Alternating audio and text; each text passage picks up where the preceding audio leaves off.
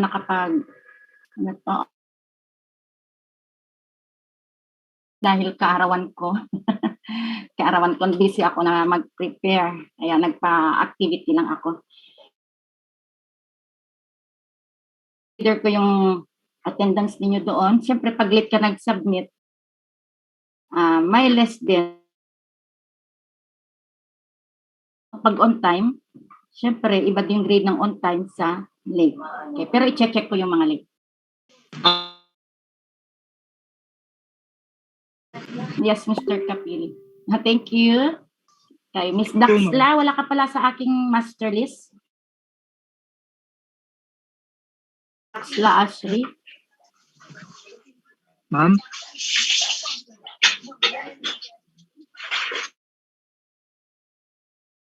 Yes. Yes, Mr. Kapil. Hello, ma'am? Excuse daw po si Brian Paul Patoy, nawalan daw po siya ng internet.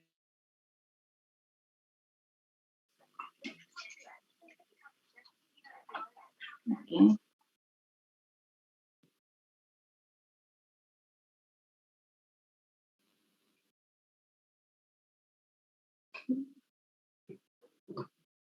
Sa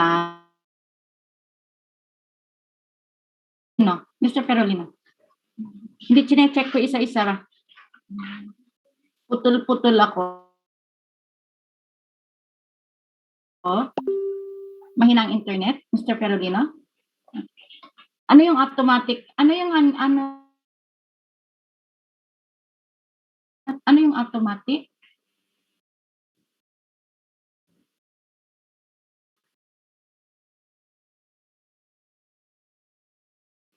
Yung attendance?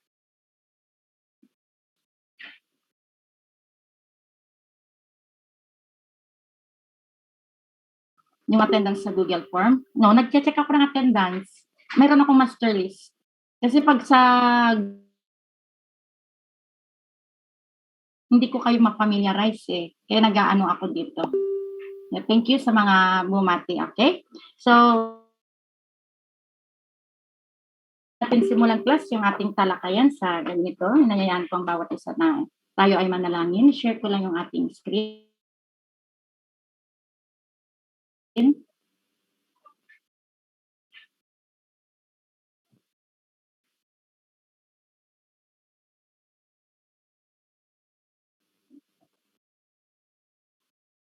Saglit lang class ha.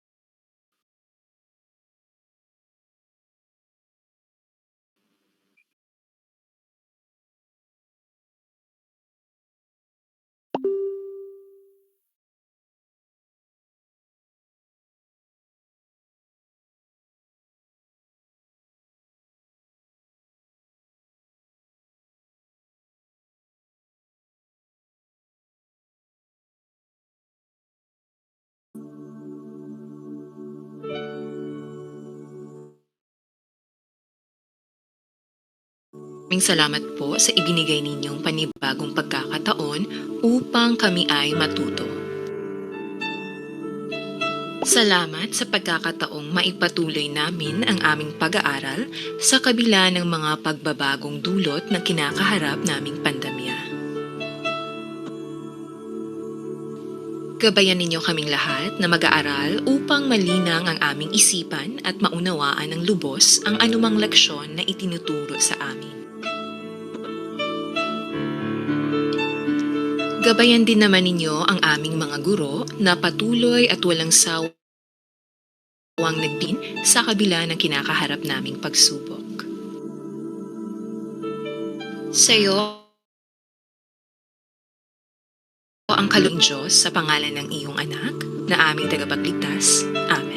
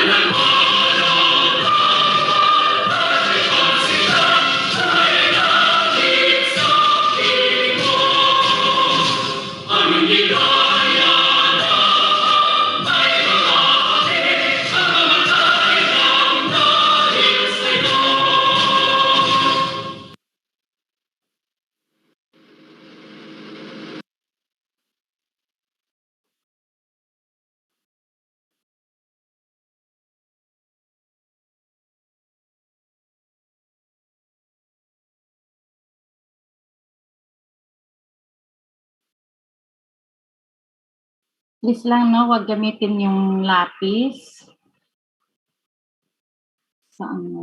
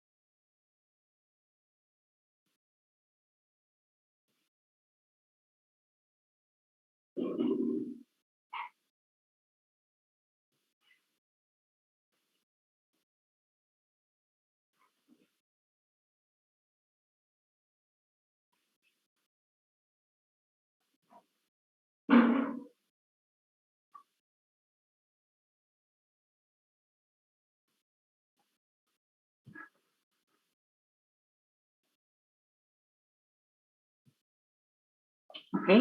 Hindi ko mahanap yung yung ano natin.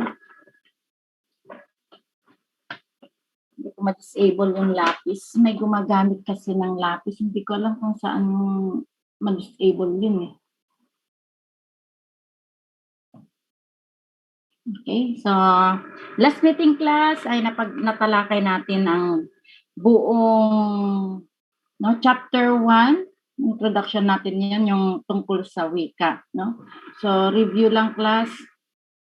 Sino ang makapagbibigay at magpaliwanag kung ano nga ba ang wika? Sa iyo sariling pagkaintindi o pagkaunawa, para sa iyo ano ang wika? Salgado.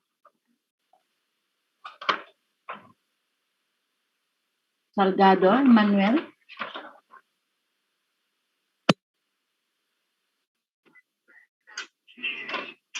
Naririnig po ako. Yes. Ang wika po, ma'am, ay isang kultura po. Okay, bakit nasabi mo na ang wika ay isang kultura? Kasi bawat bansa ay may iba't ibang lingwahe po. Kakaiba lang po sa dialekto. Ganun po. Mm-hmm. Okay. Yun Yes. po. Thank you. Yes, Miss Gonzales.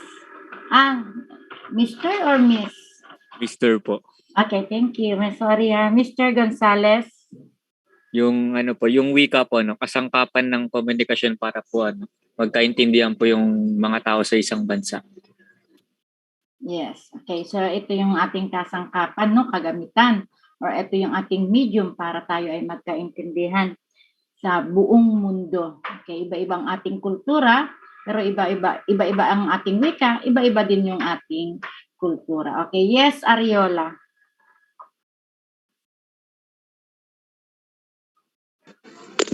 Para po sa akin, ang wika po ay ginagamit natin sa pagkomunikasyon para po magkaintindihan tayo. Para magkaintindihan. Akala ko babae, lalaki itong si Daryl. Babae pala, Daryl Hannah. Okay? Thank you. Ferolino?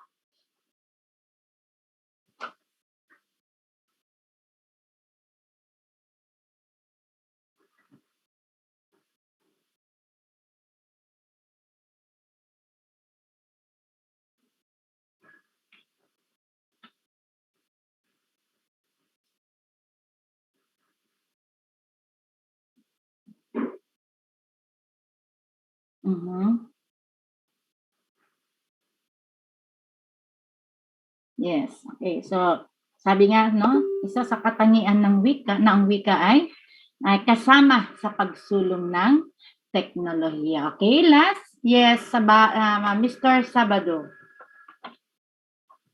Ma'am, ako po ba yung tawag niyo po? Yes, Sabado. Okay pa, ma'am. Ma'am, yung para sa akin po, yung wika po is, sa pagkakaintindi ko, ito po yung pakikipagtalastasan po. And then, yung wika po, and then, yung wika din po, ito rin po yung giging paraan upang magkaintindihan po yung at magkaroon po ng komunikasyon sa ibang tao po. Okay, so ito yung ating daan para tayo ay magkaintindihan. Okay, thank you. So hindi ko na matawag lahat, no? Salamat sa inyong mga kasagutan. Ngayon, class, dahil ang wika, ang gamit natin or ang medium natin sa pagbasa at pagsulat. Ngayon, para sa iyo, no, one word lang, narinig mo ang salitang pagbasa, ano yung unang pumasok sa isipan mo? Yung nag-raise kanina ng hand. Sino nga yun? Yung hindi ko na nakita. Yung nag-raise. Yung huli. Felipe.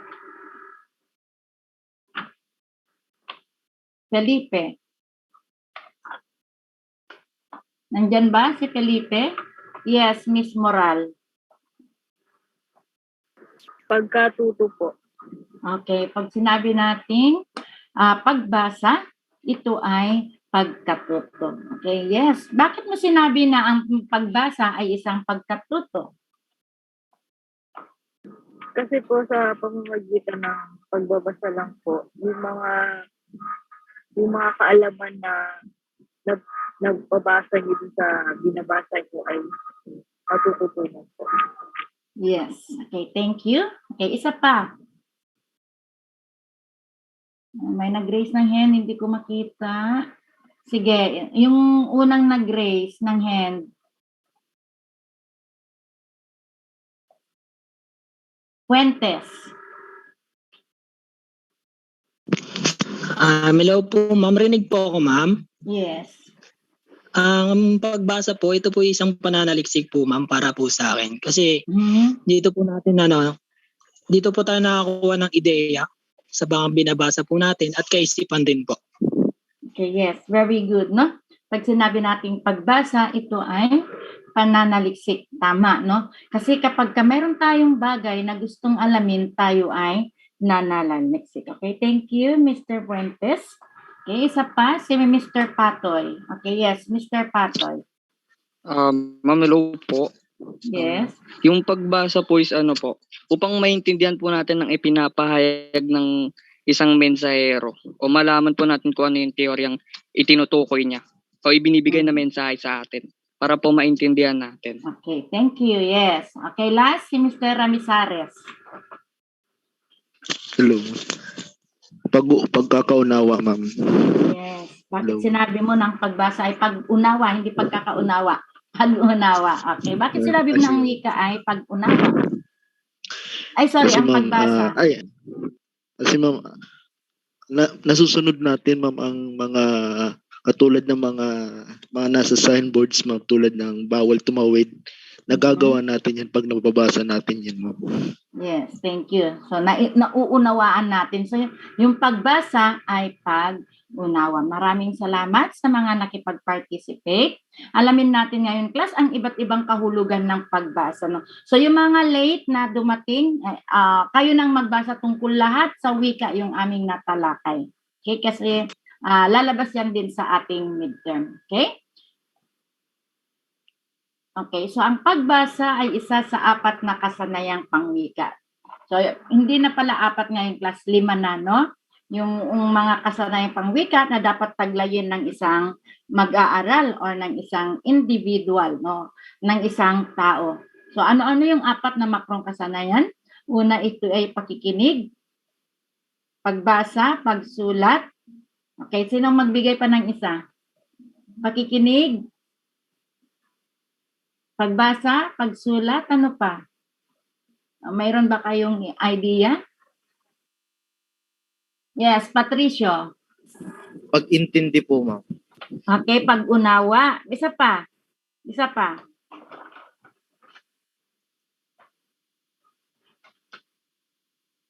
Patricio, wala ka anak sa aking master list?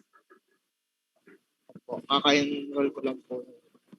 Kaka-enroll lang. Okay, sige. Yes, Mr. Sabado. Pagkatuto po, ma'am. Yes. Tony, ano pa yung pang-4 na makrong kasanayan? Nandyan ba si Mr. Okay, Felipe. Pagsasalita po. Yes, very good. Okay. So, pakikinig, pagsasalita, pagbasa, pagsulat, at pag-unawa. So, yung naidagdag class doon is pag-unawa. Kapag tayo ay nagbabasa,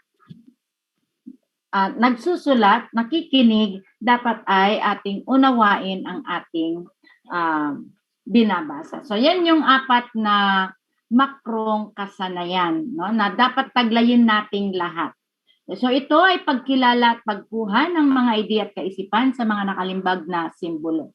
So ang pagbasa ay pagkilala at pagkuha ng mga idea or ideya at kaisipan sa mga nakalimbag na simbolo. So nandun kanina, no, yung pag-unawa. So ibig sabihin, class, yung pagkilala ay kinikilala natin, di ba, nung elementarya tayo, nasa elementaryong pagbasa, kinikilala yung nakalimbag na simbolo. Okay. So, itinuro yan sa atin nung tayo ay nasa elementarya. So, paano natin basahin nun ang ating pagbasa? Paano natin binabasa ang isang babasahin? So, nagsisimula tayo sa mga pantig. No? Pantig. Ba, dahil kinikilala natin yung mga simbolong nakalimbag. Kaya sinabi, ito ay pagkilala at pagkuha ng mga idea at kaisipan. So bilang nasa mataas na, no, na antas ng pag-aaral, ay hindi na ninyo binabasa word by word yung isang babasahin minsan, di ba? Kundi ito ay kinukuha na ninyo kaagad kung ano ang kaisipan or idea na nais ipabatid sa atin ng may akda. Okay. Pero nandito pa rin yung pagkilala natin kapag tayo ay nakakabasa ng mga salita na hindi familiar sa atin at hindi natin maintindihan ang ibig sabihin, no, ay tinitignan natin si Mr. Dictionaryo para lubos nating maunawaan kung ano nga ba ang ibig sabihin ng salitang iyon para maintindihan at maunawaan natin ang ating binabasa. Kaya ito ay pagkilala. Hindi natin maintindihan, hindi natin maunawaan kung ano yung nais ipabatid sa atin ng may akda kapag hindi natin alamin or alamin ang kahulugan ng salitang malalim, ng salitang kanyang ginamit. Okay, yung malalim na salita. Okay, so may mga ginagamit din ng author class na gumagamit siya ng mga idioma or mga tayutay, no, sa kanyang isinusulat. So yung kinukuha natin ay binabasa natin ng buo para maintindihan natin kung ano yung ipabatid ng author sa atin. Okay, so ito ay proseso ng pag-unawa sa mga mensaheng nais ibahagi ng may akda sa babasa ng kanyang isinulat. So may nagsabi kanina na pagkakaunawa, sabi niya. So tama rin yun, kung paano natin unawain yung binabasa natin.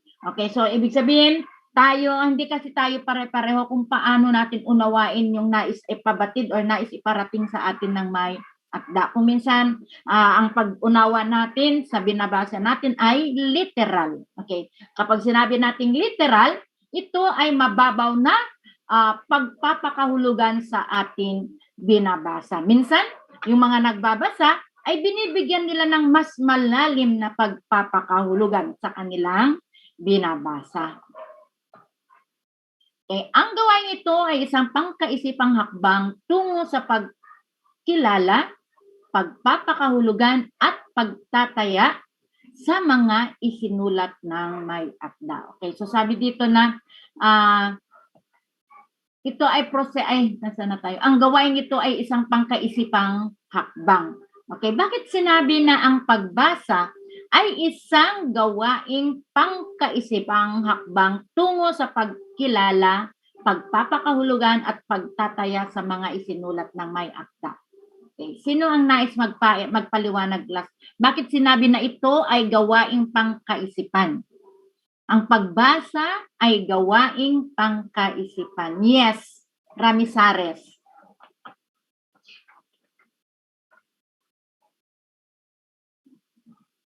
Ano po yun, ma'am? Alam Ano ko po, kasi ma'am? nagre-recite ka kasi nagsasalita ka na eh.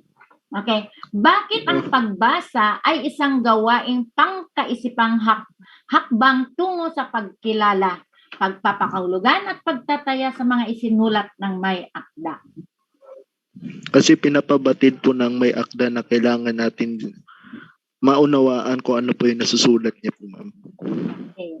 Yes. Okay. Sino pa ang nais mag-recite? Yes, Nicholas. Sa pagbasa po, ma'am, kaya po ito sinasabi na tungkol po sa pag-iisip. Gawaing pangkaisipan. Gawaing pangkaisipan po kasi po upang magkaroon ng kalinawan sa pag-iisip tungkol po sa isang bagay na binabasa upang maging malinaw rin po sa ating mga kaalaman. Yes. Okay, thank you, Mr. Nicholas. Sino pa? Isa na lang. Salgado, Emmanuel? Yes, Mr. Salgado. Si Ryan. Ma'am, naririnig po ako. Yes. Ma'am, ang nakakuha po ng ideya kapag nagbabasa ka po, tsaka makakuha ka rin ng magandang aral po sa isang teksto po. Yun lang po. Okay, yes. Thank you. Okay, so malalaman natin mamaya kung bakit ang pagbasa ay gawaing pangkaisipan. Meron tayo, so Campo Laika. Ma'am, wait lang.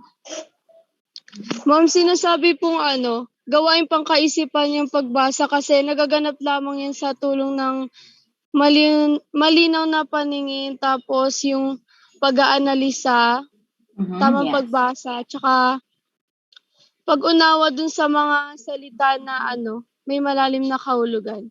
Okay, so gawaing pangkaisipan. Ibig sabihin kasi class kapag tayo nagbabasa, naproproseso, no? Yung mga idea at opinion sa ating isipan. Kaya tinawag na gawaing na habang tayo ay nagbabasa, mayroon nang naproproseso na idea or ideya sa ating kaisipan. Okay, last, Mr. Martinez.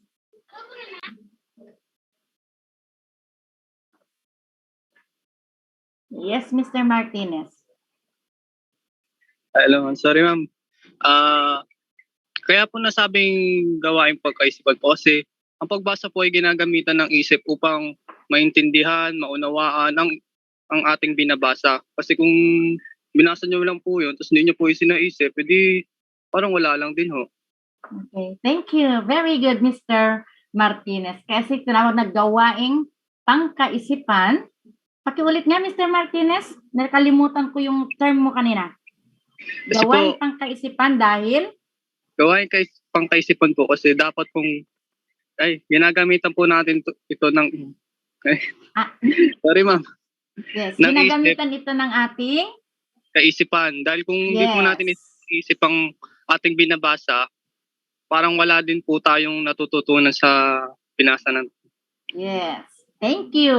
Thank you. Very good, Mr. Martinez. Kasi sinabi na pangkaisipan kasi ginagamit natin ang ating isipan, no, para maiproseso, para maintindihan at maunawaan natin ang ating binabasa. Thank you sa mga nagbigay ng kanilang opinion at idea. Okay?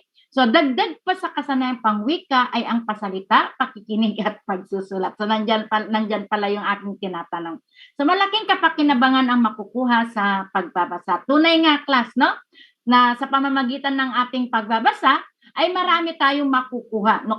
Kaya kapaki-pakinabang ang pagbabasa.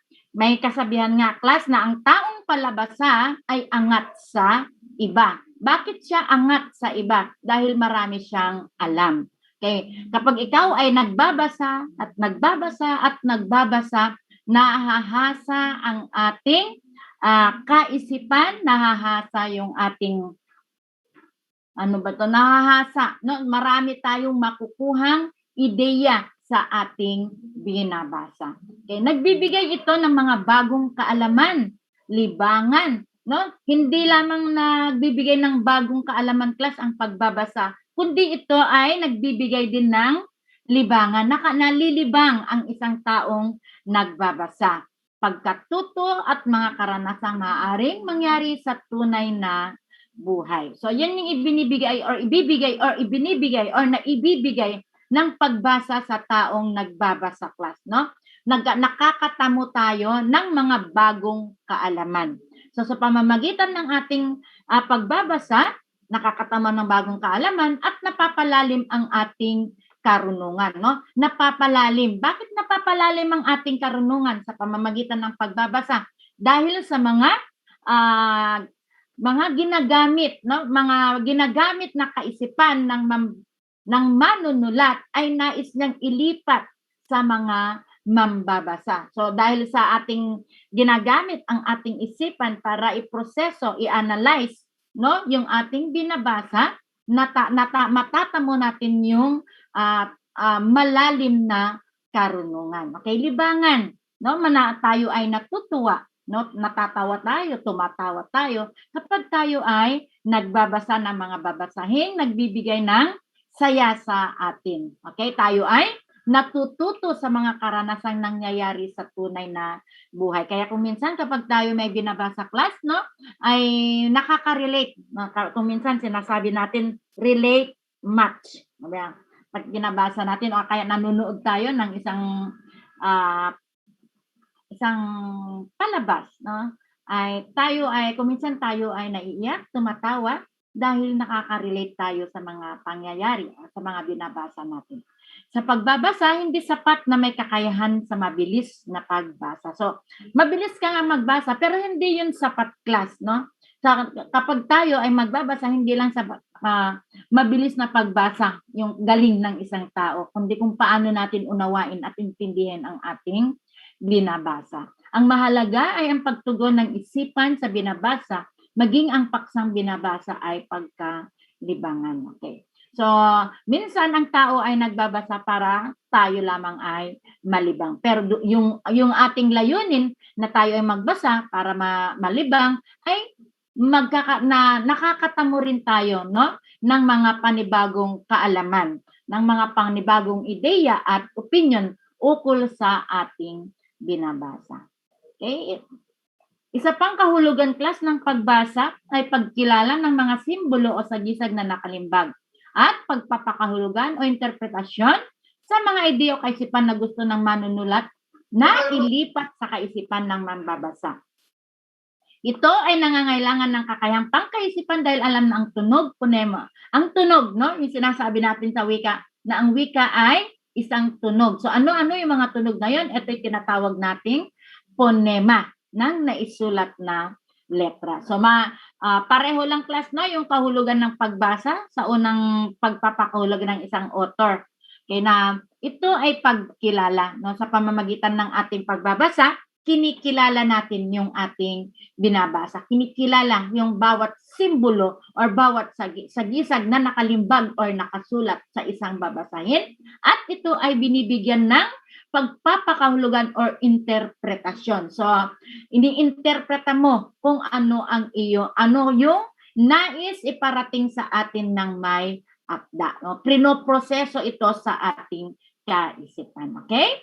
Ang pagbasa ay isang proseso ng pagsaayos. Sabi, pagsasaayos, ang daming pagkuha at pag-unawa ng anumang uri at anyo ng impormasyon o ideya na kinakatawan ng mga wika o simbolo na kailangang tignan at suriin upang maunawaan. Okay, so alam natin na ang pagbasa ay isa sa makrong kasanayan na dapat taglayin ng isang tao, no? Pero may mga tao class na hindi nakakabasa kaya mapalad kayo class, no? Dahil mayroon tayong mga libreng edukasyon, no? Libre ang ating edukasyon at may mga universidad, mga paaralan mula elementary hanggang tertiary na ibinibigay yung libre, no?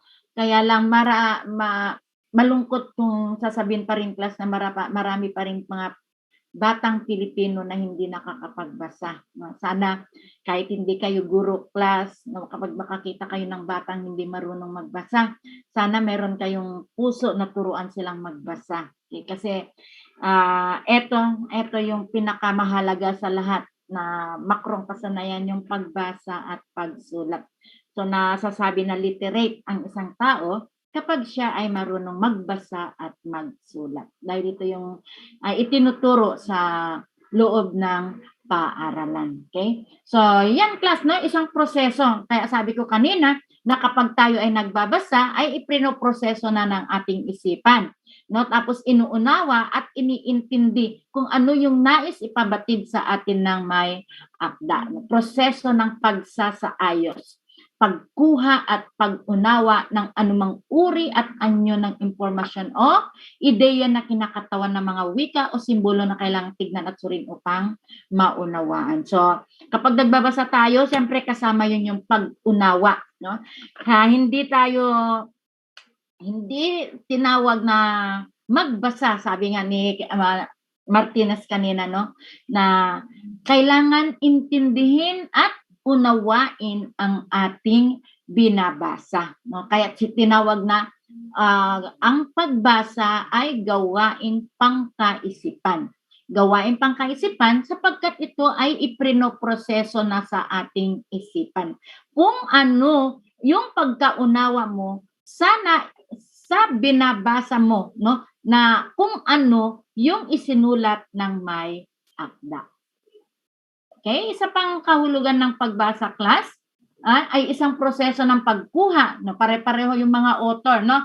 Isang proseso ng pagkuha, pagkilala, pag-unawa ng mga nakaimbak, nakasulat na impormasyon or ideya.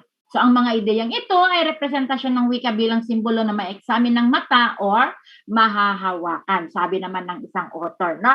No, na ang mga simbolong iyon, sabi, ay na-e-examine ng mga mata. So, ibig sabihin ay nababasa o mahahawakan. So, yung ating mga kababayan, no, na mayroong kapansanan, no, sa paningin. So, sila din ay nakakabasa sa pamamagitan ng paghawak. No? Kaya tinawag na o mahahawakan.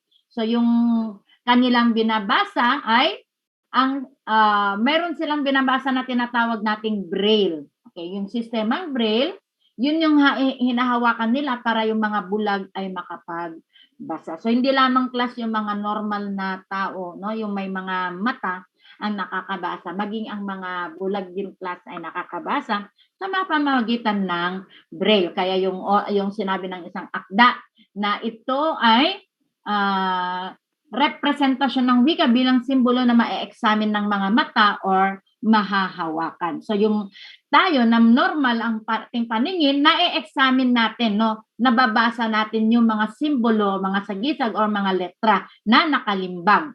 Yung mga may kapansanan sa mata class ay ang kanilang ginagamit naman ay yung kinakapa ng kanilang mga kamay, yung braille, para sila ay makapagbasa. Okay? So, ito rin ay maaring hindi nakabase sa lengguwahe tulad ng mga notasyon o pictogram. So, sabi ang pagbasa ay hindi maaring nakabase sa lengguwahe lamang tulad ng mga notasyon o pictogram. So, nababasa natin, no, yung isang, naintindihan natin, naunawahan natin ang isang bagay, no, nung nakasulat, yung mga graph, naiintindihan natin yon kahit walang lengguwaheng nakasulat. Mga signs at simbolo lamang yung ating nakikita, pero naiintindihan natin at nauunawaan na dahil sa ito ay ipinoproseso sa ating isipan. Okay, katulad na lamang class sa computer, no, ang pagbasa ay pagkuha ng datos sa mga nakaimbak na tala sa loob ng CPU. Ano bang ibig sabihin class ng CPU sa inyo? Computer Science. Central Processing Unit po. Okay, thank you. Okay. So, yan yung mga terminology ninyo, no? Okay. So, yan yung mga terminology ng mga computer science na tanging ang mga computer science lamang. Kung hindi ka computer science student, hindi mo maintindihan at ang kausap mo ay hindi familiar, no, sa jargon na CPU, sa jargon na salitang CPU, ay hindi ka maintindihan. Malamang yung ibang larangan, gumagamit din sila ng CPU, pero iba yung kanilang pagpapakahulugan. Okay, so yung sa loob ng CPU ay nagproproseso ng lahat ng ipinasok na impormasyon. So napakahalaga sa computer class, no? Yung CPU, dahil doon lahat nakaimbak yung mga impormasyon na binabasa din natin. Okay, next. Ang pagbasa ay binibigyang kahulugan ni Hank. So ayon kay Hank, noong 1983, ang pagbasa bilang pag-unawa sa kahulugan ng nakalimbag o nakasulat at pagbibigyan ng interpretasyon dito. So hindi lumalayo sa mga naunang pagpapakahulugan class, no? Na ayon kay Hank, ang pagbasa bilang pag-unawa. So nandun, no, hindi tayo nagbabasa kapag hindi natin nauunawaan at naiintindihan yung ating binabasa. Kaya minsan sinasabi nating reading without comprehension. So, nagbasa ka, hindi mo naintindihan, meron bang ganap na pagbabasa doon, class? Kapag hindi mo naintindihan ang iyong binabasa, meron bang naganap na pagbasa? Wala po. Yes, Meron po, ma'am. Yes, walang ganap, no? Walang nangyaring pagbasa kapag hindi natin naintindihan at naunawaan yung ating binabasa. Kasi sabi ni Hank, no, bilang pag-unawa sa mga nakalimbag or nakasulat na simbolo at binibigyan ito ng interpretasyon. So kapag tayo ay nagbasa at hindi natin naunawaan yung ating binabasa, sometimes ganun tayo, class, na tayo ay nagbabasa pero ano yun? Hindi natin naintindihan kung yung ating binabasa. Kung minsan-minsan mo lang kasi binasa ang isang babasahin, ay hindi mo lubos ito maintindihan at maunawan. So kailangan nating paulit-ulit, no? Ulit-ulitin at paulit-ulit na basahin yung isang babasahin, doon lalabas yung mga idea, no? Yung ating kung ano yung yung kakalabasan, yung interpretasyon natin doon sa ating binabasa. So pinaunlad ito ni Band at Tinker noong 1967. So ayon kay Hank, no? Pero pinaunlad ni Band at Tinker yung sinabi ni Hank na ang pagbasa ay recognition ng anumang nakalimbag o nakasulat sa mga simbolo na nagiging stimuli upang maalala ang kahulugan ng mga nakalimbag na kaalaman, karunungan mula sa karanasang ng mambabasa. So sabi ni Band at Tinker, kaya naiintindihan natin, class, at naunawaan natin yung mga nakalimbag na simbolo dahil sa karanasan ng isang mambabasa. Okay, oo nga naman, class, no, kapag tayo ay nagbabasa, ay naiintindihan natin at naunawaan natin yung ating binabasa dahil sa ating karanasan. Okay, dahil sinasabi dahil sa yung stock knowledge, yung nakaimbak na karunungan, kaya natin naiintindihan at nauunawaan yung ating binabasa. So yung tinawag na nagiging stimuli, okay, naiintindihan at nauunawaan dahil sa karanasan mo bilang isang mambabasa. Okay, ayon naman, no? Isa pang kahulugan ng pagbasa, ito ay mental na interpretasyon ng mga nakasulat na simbolo. So kaya tinawag na gawaing pangkaisipan dahil ito ay mental na interpretasyon. So yung ating isipan ay iniinterpreta niya, no? Binibigyan niya ng kahulugan kung ano yung binabasa natin. Kung ano yung nais ihayag, no? Nais iparating o nais ipabatid sa atin ng may akda. So kasi may mga akda kasi class, no? May mga author na hindi nila direkta na sinasabi kung ano yung nais nilang iparating sa mambabasa, kundi ikaw na mambabasa ang umintindi at umunawa kung ano yung nais sabihin sa atin ng may akda, no? Kaya habang tayo ay nagbabasa, nagproproseso ito sa ating kaisipan. Kaya tinawag itong mental na interpretasyon, no? Gawaing pangkaisipan. So ayon naman, no, kay Goodman noong 1973, ang sabi niya, ang pagbasa ay isang psycho-linguistic guessing game. Okay? So tanong ko class, ano bang ibig sabihin ni Goodman, no? Na sinabi niya na ang pagbasa ay isang psycho-linguistic guessing game. Okay, nandyan ba si Bayatan? Nandyan ba si Bayatan? Okay, ano bang ibig sabihin ng psycho-linguistic guessing game, Mr. Bayatan?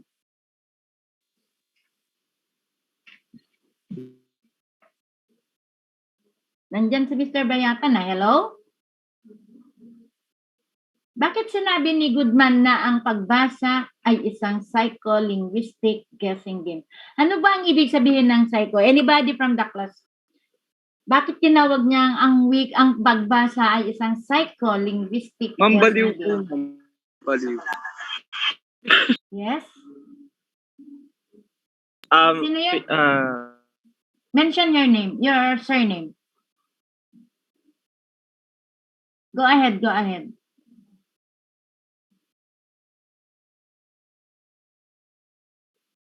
Yes? Meron bang nagsasalita, class? Try ko po. Okay, sige. Sino, Miss Moral? Felipe po. Pakilakasan mo, sorry. Felipe, yes. Yes, Miss Felipe.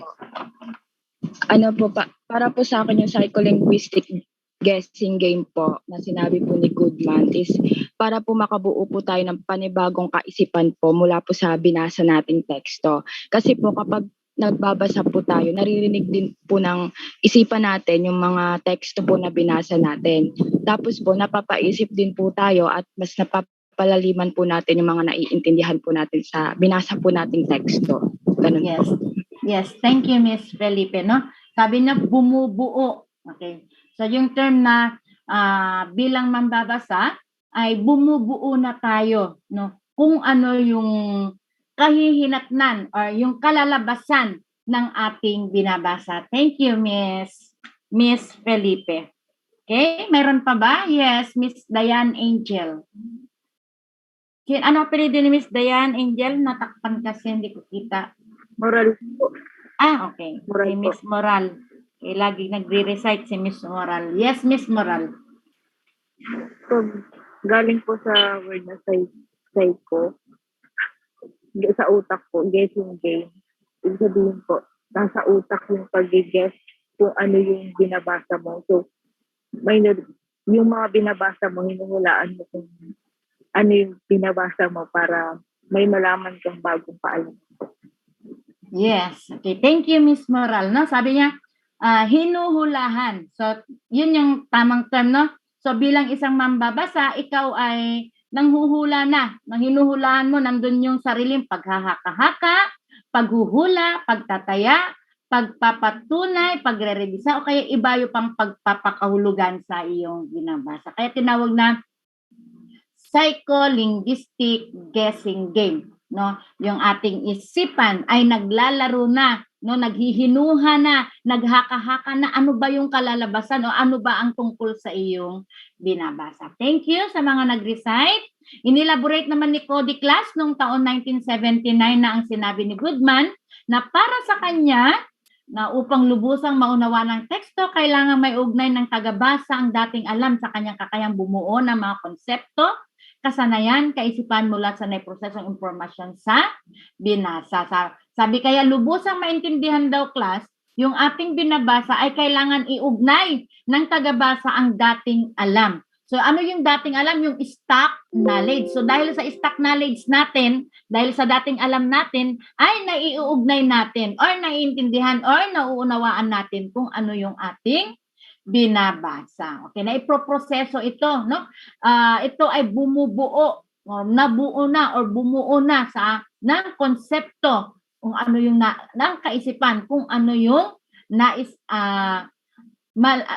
ipabatid, no? Nais iparating ng may akda. Ayon naman kay James Lee Valentine class noong 2000 na ang pagbasa ang pinakapagkain ng ating utak. Okay, mental food. No, sa pamamagitan ng nagbabasa ay napapakain natin ng ating utak. So sabi niya, sabi ni Goodman na ito ay psycholinguistic guessing game. So kapag tayo nagbabasa ay napapakain natin yung ating utak. Kaya minsan yung mga matatanda na, no, yung ating mga senior, mga senior natin class ay hindi pa rin nawawala sa kanila yung pagbabasa dahil patuloy pa rin nilang pinapakain, no, yung kanilang utak sa pamamagitan ng pagbabasa. Kung minsan nagiging forgetful, no, yung isang tao dahil parang nung natapos ng nagtrabaho, tapos na yung kanyang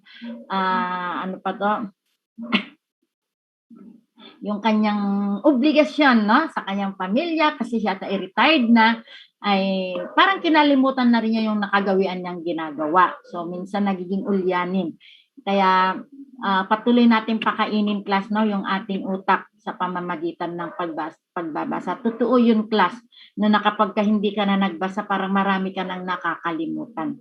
So kayong mga kabataan, mga bata pa kayo, class, ay patuloy natin ninyong hasain ang inyong isipan, no, sa pamamagitan ng pagbabasa. Dahil ito yung pinakapagkain ng ating utak. Inuulit ko, ang taong palabasa angat sa iba. Bakit angat siya sa iba? Dahil marami siyang alam. No? Kapag kasi marami kang alam, marami kang maibabahagi, no, sa iyong kausap, no, sa iyong kapwa. Marami kang maibabahaging kaalaman sa iyong kapwa na hindi lang tayo nagre-relate, no, sa mga nakaimbak na kaalaman or stock knowledge. Okay. So kailangan yung stock knowledge natin, class, ay dagdagan natin upang mapalalim yung ating karunungan sa pamamagitan ng pagbabasa. Okay, may tanong, class? Ma'am, excuse me po, may tanong po ako. Yes. Sino yun? Ma'am, ako po. Pangalan po nun, ma'am. Sabado po, ma'am. Salgado, yes. Question lang po ako. Pangalan po nun, pwede po ba natin mapakain din po yung kaisipan natin gamit po yung pakikinig, ma'am? Yes. Yes. Sa pamamagitan ng pakikinig, nadadagdagan din yung ating kaalaman. Kaya nga, bilang isang individual or bilang isang mag-aaral, kaya kailangan na matamo natin yung 4 or 5 kasanayan, makrong kasanayan. Pag sinabi nating makro, malaki. Okay. So, sa pamamagitan ng pakikinig din, class, ay nakakatamo tayo ng panibagong kaalaman. Okay. Yes, Mr. Salgado. Salamat po, ma'am. Okay. So, wag lang kaya sinabi na kailangan matamo natin bilang isang tao yung 4 na makrong kasanawa, ay 5 na pala ngayon, no? Kasi kasama yung pag-unawa, no? Sa pamamagitan ng pakikinig, tayo ay nakakatamo ng kaalaman, no? Sa pamamagitan ng pagsasalita, tayo ay nakakapagbigay ng kaalaman. Sa pamamagitan ng pagbabasa at pagsulat, tayo ang ating kaalaman ay nadadagdagan, no? Yung ating karunungan at napapakain yung ating kaisipan. So sa pamamagitan ng pakikinig, napapakain na rin natin yung ating isipan. Pero iba pa rin class kasi, no, yung iba yung pagbasa. No? Pumapasok kasi, no, kapag ikaw ay nagbabasa, mas marami kang kaalaman na matatamo. Mas napapalawak ang iyong karunungan, no? Napapalawak, napapalalim ang iyong karunungan. Salamat, Mr. Salgado, sa iyong katanungan. Okay, may tanong pa, class?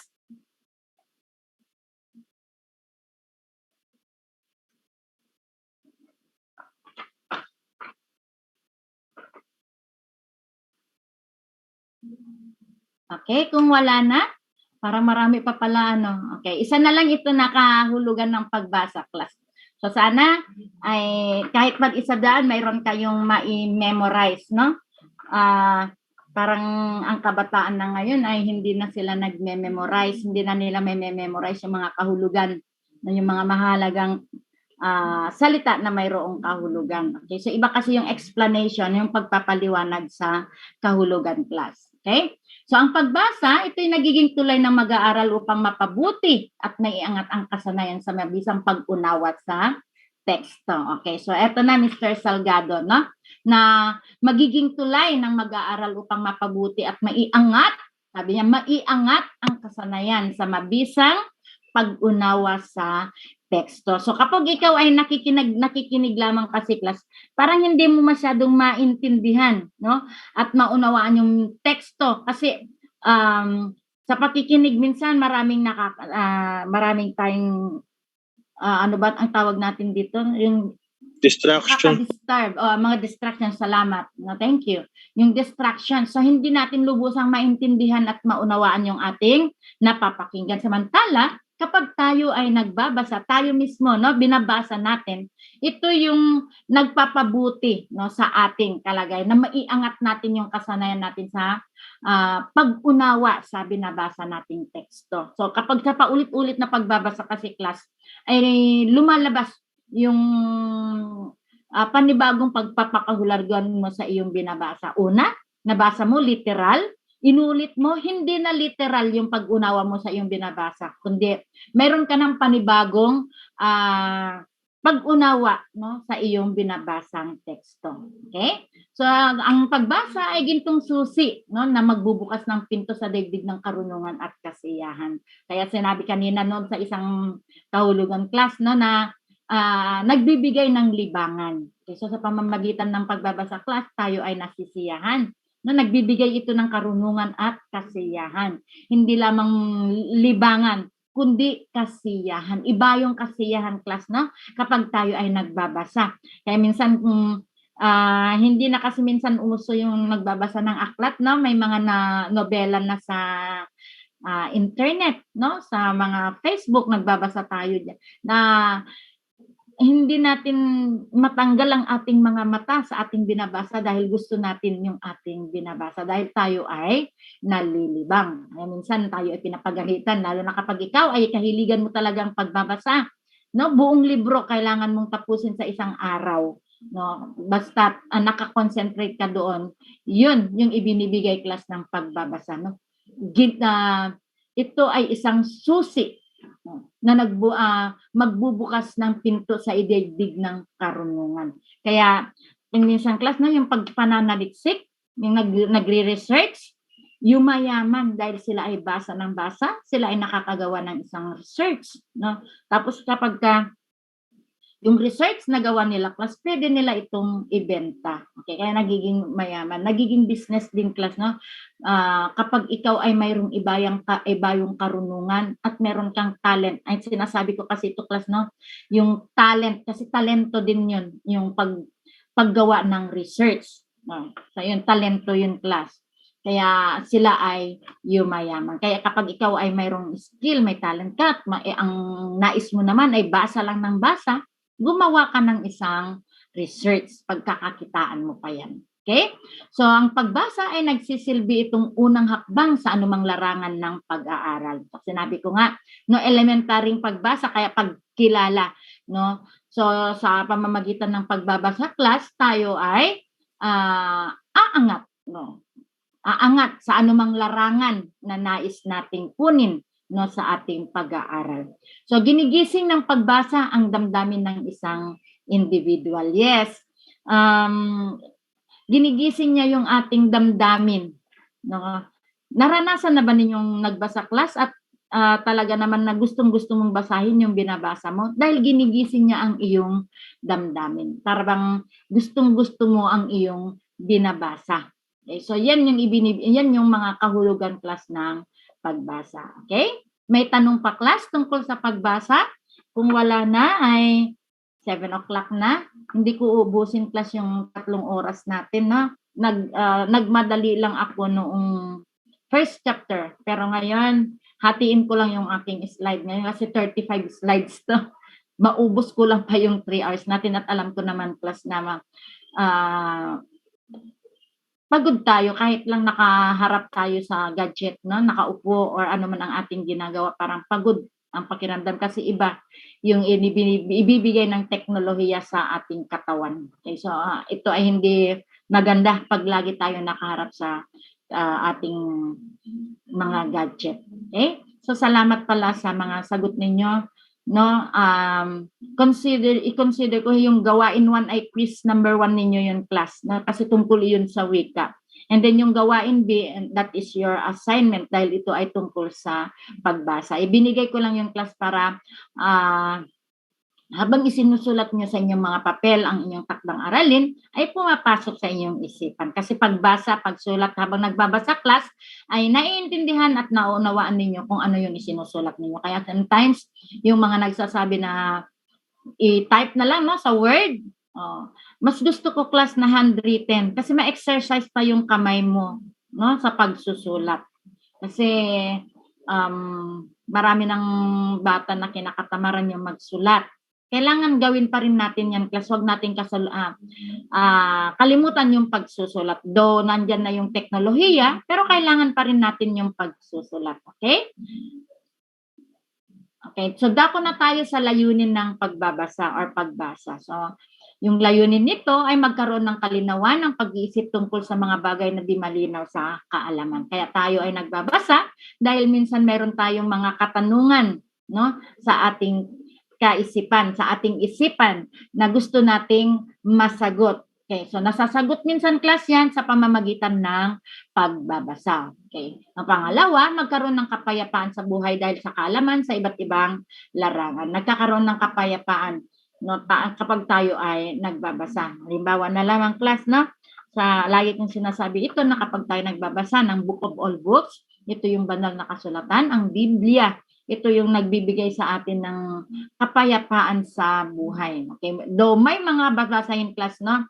Pero iba pa rin class kasi kapag tayo ay nagbabasa ng Bible or basahin natin yung salita ng Diyos, nagkakaroon tayo ng kapayapaan. Ano mang relihiyon mo? Kasi hindi naman yung relihiyon yung magsesave sa atin, kundi yung pananalig at pananampalataya mo sa Diyos. No? Yung faith, yung pananalig at paniniwala mo sa Diyos. So yun yung mahalaga class, no? Hindi yung relihiyon, no? Kahit relihiyon mo, lahat ng relihiyon, kung wala naman ito, no, sa iyong puso ay malayo naman, no, sa Diyos, ay hindi ka maisasalba ng iyong relihiyon, kundi yung pananalig at pananampalataya mo sa Diyos. Okay, so nagkakaroon tayo ng kapayapaan sa buhay at dahil sa kalaman sa iba't ibang larangan. Okay, so ibig sabihin yun sa iba't ibang larangan. Class, halimbawa sa larangan ng medisina, no?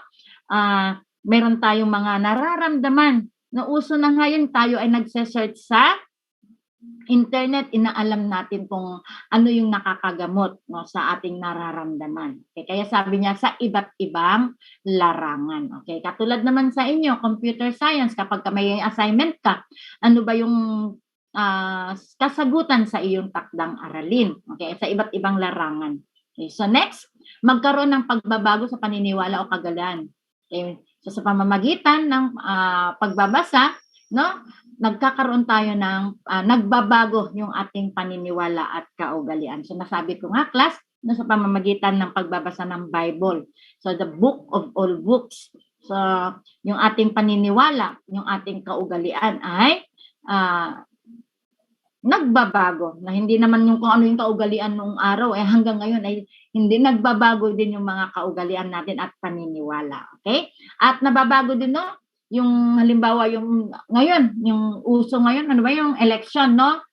Nababago yung ating paniniwala doon sa isang tumatakbong politiko, no, dahil sa ating nababasa. Kung minsan, class, kapag puro negative yung ibinabato ng mga tao sa kanya, ay hindi lang tayo maniwala sa mga negatibo. Tignan din yung positibo, no, sa buhay ng isang tumatakbong politician. Kasi ang isang politiko, class, alam naman natin, hindi na tayo marunong na nga yung mga mga botante ngayon, na hindi na nila tinitignan yung tamis ng pananalita ng isang tao kuminsan. Hindi nandun yung malalim na pag ano ba ito, class? Ano bang term yun? Yung malalim na yung sinesearch natin kung ano ba yung tungkol sa isang taong tumatakbo na mag-lead, no, sa atin. Okay?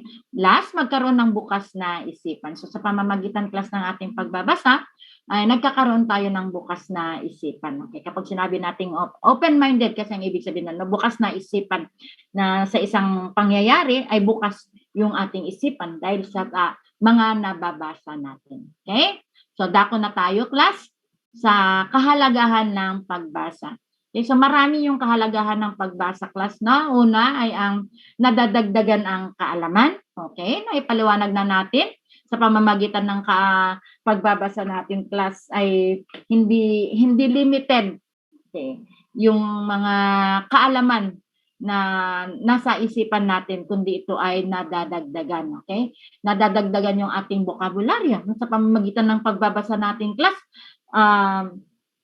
Nadadagdagan ng ilang words, no, yung ating bokabularyo. Okay, ilang salita ang madadagdagan sa pamamagitan ng pagbabasa. Okay, napapayaman ang kaalaman at napapalawak ang talasalitan. Yun ang sinasabi ko na kapag tayo ay nagbabasa, napapalawak yung ating bokabularyo or talasalitan, na hindi lang iisang salita yung alam natin doon sa isang salita, dahil yung isang salita ay maraming kahulugan, no? So pamamagitan ng pagbabasa natin, no, halimbawa tignan mo ang kahulugan ng may pabatid, may parating, may ihayag. So yun yung kahulugan, no? Hindi lang puro na ipapahayag or na ipaparating, kundi may pabatid. Magagamit din natin ito. So nadagdagan ang ating talasalitaan or bokabularyo. Nakakarating sa mga pook na hindi pa narating. True, no? Sa pamamagitan ng pagbabasa natin, parang tayo ay nakarating na rin sa puok na hindi pa natin narating. Alam naman natin na hindi natin afford pupunta sa iba't ibang bansa. Pero sa pamamagitan, class, ng pagbabasa, para na rin narating, no? Sa pamamagitan ng ating imahinasyon. Okay, so sabi yan ng wika ay napapalawak ng ating imahinasyon. Ganon din sa pagbabasa gamit ang wika, no? So sa pagbabasa, napapalawak natin yung ating imahinasyon. Para na rin nating narating yung isang lugar sa pamamagitan ng pagbabasa. Number 4, nahuhubog ang kaisipan at paninindigan. Okay, nahuhubog. Okay, ano ba yung ibang terminology o term ng nahuhubog? Okay, may nakakaalam ba, class? Ano bang ibig pang sabihin ng nahuhubog? Okay, nahuhubog yung ating kaisipan? Yes. Ma'am, ano po, ma'am? Nahahasa po.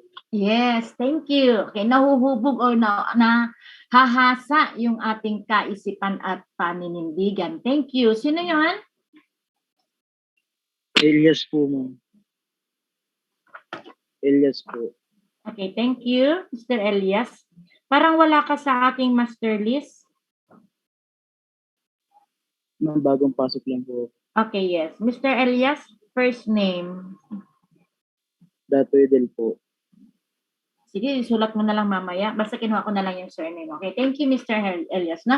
Nahahasa o nahuhubog yung ating kaisipan, no, sa pamamagitan ng pagbabasa, yung ating paninindigan. Kaya minsan, no, ang tao ay kapag may paninindigan, hindi mo yan mababali. Okay, kapag sinabi mong hindi, no, dapat ay hindi. All sa lahat ng panahon ay hindi. So yun yung ibig sabihin, yung mayroon kang paninindigan. Okay? Number 5, nakakakuha ng mga mahalagang impormasyon. Okay? Sa pamamagitan ng pagbabasa nating class, tayo ay nakakakuha ng mga mahalagang impormasyon na siyang sandata natin, no, or gamit natin sa ating pakikibaka sa ating buhay. No, yung mga halimbawa meron tayong problema at sa pamamagitan ng pagbabasa class ay nakukuha natin, no, yung kung ano yung nabasa natin at tayo, sabi nga kahit sinasabi natin minsan tayo ay nakaka-relate. Okay, so nare-resolve yung ating problema sa pamamagitan ng pagbabasa. Okay, next, nakakatulong sa mababigat na suliranin at damdamin. Okay, so yun yung nabanggit ko kanina. Nagbibigay ng inspirasyon at nakikita ng iba't ibang antas ng buhay at anyo ng daigdig. Sa pamamagitan ng pagbabasa, no, tayo ay nai-inspired, no, sa pagbabasa katulad sa buhay ni Manny Pacquiao. Okay, so si Manny Pacquiao, from rags to riches, nagmula lang siya class sa laylayan ng buhay. Sabi nga ni Lenny Robredo, no, na ang binibigyan niya ng pansin ay nasa laylayan. Okay, yung tawag na noon naman si Erap para sa mahirap. Ito naman si Lenny para sa laylayan, nasa laylayan, sabi. Okay, so dahil nabasa mo ang buhay ni Manny Pacquiao, ay naging inspirasyon mo siya. Okay, dahil nagmula siya sa mahirap at ngayon siya ay bilyonaryo. Okay, so marami mga taong ganun, class, no, na ikinekwento nila kung saan sila nagmula at kung paano sila nagtagumpay sa buhay. So nagbibigay ito ng inspirasyon, no, sa mga mambabasa. Okay, so kapag ikaw ay na-inspired sa mga testimony nila, sa mga nabasa mo tungkol sa kanilang buhay, ay gagayahin mo bilang isang mambabasa. Hindi mo man katulad sila na naging isang milyonaryo, pero sa pamamagitan nila ay nagtagumpay ang iyong buhay. Okay, so yan yung ibibigay ng pagbabasa sa ating class, no? Yan yung kahalagahan ng pagbasa. Pang-pito ay next ay number 8. Ito ay gintong susi na nagbubukas ng pinto sa daigdig ng karunungan at kasiyahan. So nandun doon sa kahulugan ng pagbasa. Number 9, kasangkapan sa pagtuklas ng kaalaman sa iba't ibang larangan ng buhay. So may nagsabi kanina na ang pagbasa ay isang kasangkapan. Yes, sa kasangkapan natin sa pagtuklas ng kaalaman sa iba't ibang larangan ng buhay. So naibigay ko na rin ito kanina sa pagpapaliwanag doon sa kahulugan ng pagbasa. Number 10, ang pagbasa ay tiket sa paglalakbay sa mga lugar sa daigdig na nais mong marating. So nandun na rin noon yung una, sa pamamagitan ng pagbabasa natin, class, ay para na rin natin narating ang isang lugar. Okay, next ay pagkilala sa mga bantog at dakilang tao, hindi natin nakikita, no, hindi mo nakikita. So pagkilala sa mga bantog, no, yung mga kilalang tao dahil hindi mo sila nakikita personally, hindi mo sila nakikita in person. So dahil sa pamamagitan ng pagbabasa, doon mo sila nakikilala. Okay, doon mo sila nakikilala, nalalaman kung ano yung mga yung mga ginawa nila sa kanilang buhay. Okay, next, ito ay patnubay sa landas sa mga karanasan at mga miting iyong pinapangarap. So nagiging gabay natin, no, patnubay natin yung pagbabasa, class, para marating natin yung ating minimithi sa ating buhay. So kaya sa pagbabasa, class, no, katulad ninyo, kung hindi kayo nag-aaral, ay hindi nyo mararating yung pinapangarap niyo sa buhay. So sa pamamagitan ng pagbabasa, kasi kapag tayo nag-aaral, no, kasama yan yung pagbasa at pagsulat. Okay, so sa pamamagitan ng pagbabasa, ay mararating natin yung ating pinapangarap sa buhay. Next, ang pagbasa ay unang hakbang sa anumang larangan sa pag-aaral at pagkatuto. Okay, so sa pamamagitan ng pagbabasa, ito yung unang hakbang natin, no, sa anumang larangan sa pag-aral at pagkatuto. Okay, so yun nung tayo, bata, sanggol, tayo ay nagsasalita at nakikinig. After that, ay pinasok tayo sa eskwelahan. Okay, para tayo ay matutong magbasa at magsulat. Kaya tinawag na unang hakbang sa anumang larangan, no, sa pag-aaral. Okay? So next ay ang Sa pagbabasa, naantig ang iyong damdamin, nababago ang iyong saloobin at layunin sa buhay at nagsisilbi rin itong lunas sa iyong larangan, mga suliranin at mga kahinaan. Okay, so nabanggit natin kanina, class, no? Nandun na rin sa pagpapakahulugan sa kahulugan ng pagbasa. Okay, so nagbibigay ng naantig ang ating damdamin. Okay, so kapag naantig yung ating damdamin, ano yung mga damdamin natin? Masaya, malungkot, umiiyak, ano pa yung mga damdamin yun. So naantig yung ating damdamin at nababago ang ating saloobin, no? At layunin natin sa ating buhay dahil sa mga nababasa natin. Okay? Nasa salamin ng buhay ng ibang tao at naiugnay mo ito sa iyong sarili. Okay, so sa pamamagitan ng pagbabasa mo, class, ay para bang sabi nga, relate match, no? So naiignay mo yung iyong sarili sa iyong binabasa. Okay, so parang sabi mo, parang ako ito. Okay, di ba? Pag tayo ay nagbabasa. Anumang babasahin, anumang tekstong binabasa natin, class, okay, ito ay nagbibigay ng karunungan at kaalaman sa bawat isa. Ang pagbasa ay nagbibigay ng impormasyon na nagiging daan sa kabatiran at kaalaman. Okay, so nagbibigay ng kabatiran at kaalaman. Ano ba ang ibig sabihin ng kabatiran, class? Na nagbibigay ng kabatiran at kaalaman. Anybody from the class? Nandiyan ba si Naiintindihan po, para po maintindihan. Okay, nagbibigay ng kabatiran at kaalaman. Yes, daan ng pagkakaintindi. Okay, another term pa. Yes, thank you. Sino yun? Ariola po. Okay, thank you, Miss Ariola. Ipinapahatid. Yes? Ma'am. Yes. Ipinapahatid. Si moral ba to? Vasquez po. Okay, ipinapahatid. Kabatiran at kaalaman. Okay, thank you sa mga ideya. Number 16, ito isang aliwan, kasiyahan, pakikipagsapalaran, paglutas sa mga suliranin at nakakapagdulot ng iba't ibang karanasan sa buhay. Okay, so yan yung naidudulot, class, ng pagbabasa, no, sa mga mambabasa. Okay? So may tanong, class, sa kahalagahan ng pagbasa. So meron tayong 17 ito, no? Meron akong na-miss na isang number. 17 kahalagahan. So napakahalaga, class, no? Yung pagbabasa sa buhay ng isang tao dahil ito ay nagbibigay minsan ng direksyon, no, sa atin o sa isang mambabasa. Okay, next ay ang kailangan sa pagbabasa. Okay, kailangan. So ang pagbasa ay may kaugnayan sa linguistika. Okay, so ibig sabihin pag nagbabasa tayo ay may ano bang ibig sabihin ng linguistika? Linguistic. Okay. So ano mang uring babasahin, no, iba't ibang wika. Kapag ang isang tao ay nag-aaral sa iba't ibang wika, ay tinatawag na linguistika. Okay, so ang pagbasa ay may kaugnayan sa linguistika. So huwag tayong magbasa ng isang babasahin na hindi naman natin maintindihan yung wikang ginamit. Okay, so magbasa tayo ng isang babasahin na maintindihan natin upang sa ganun ay hindi mawawala yung kahalagahan ng pagbasa. Halimbawa, nagbasa ka ng isang babasahin, hindi mo naman naintindihan.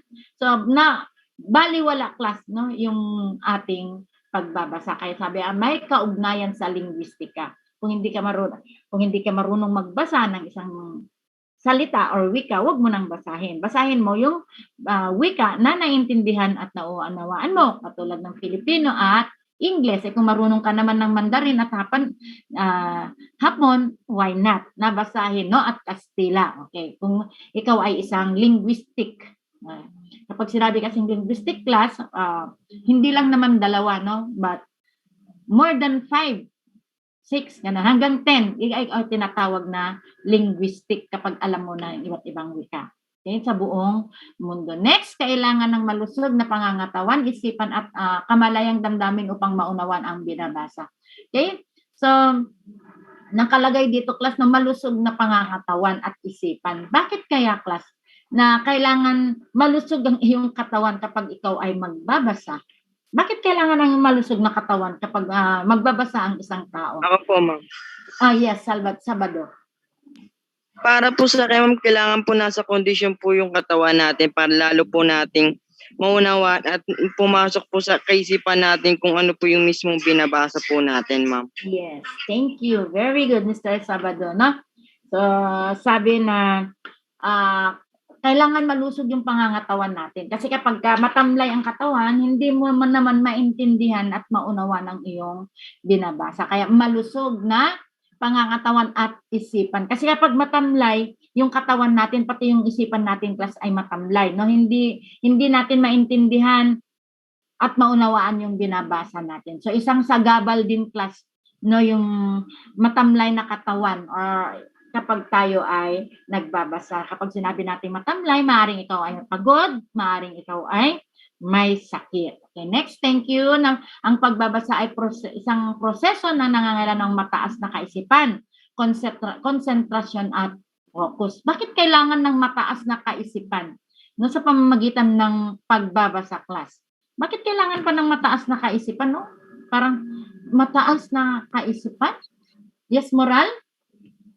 Ako po. Yes. Ano po?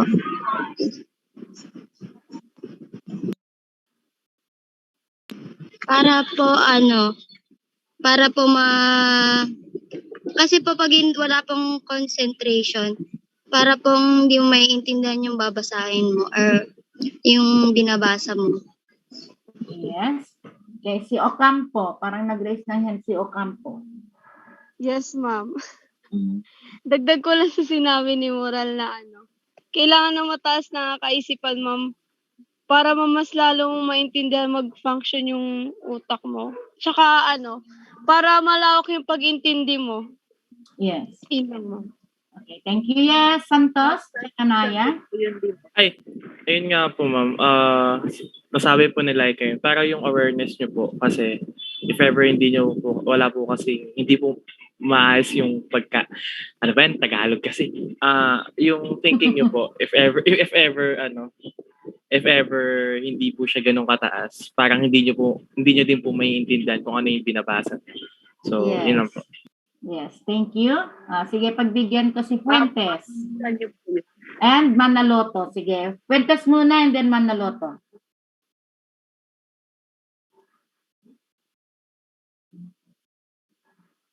Yes, Fuentes. Louis.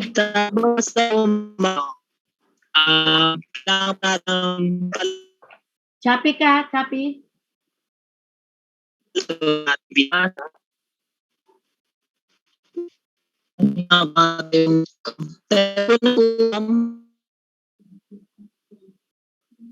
Chappy ka, iho.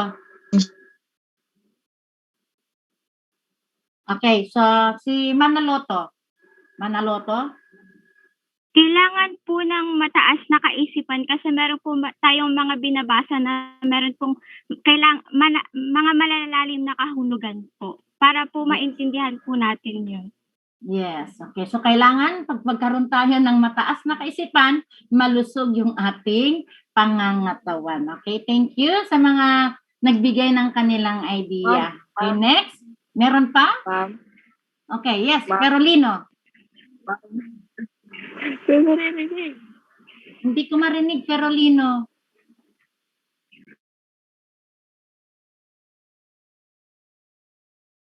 Sino si Dayan? Manaloto? Okay. Narinig po ako. Sige. Hello po. Si Sanyo po yun, di po si Moral yung unang sumagot. Ma'am. Sino ito may sasalita? Di Moral? Hello, ma'am. Yes. Si Sanyo po yun, hindi si Moral. Yung unang sumagot. Sorry po. Okay, si Sanyo. Opo. Saino, hindi Sanyo? Brenda po. Saino. Okay, thank you. Saino pa. Okay, yes, Sorry. Carolino.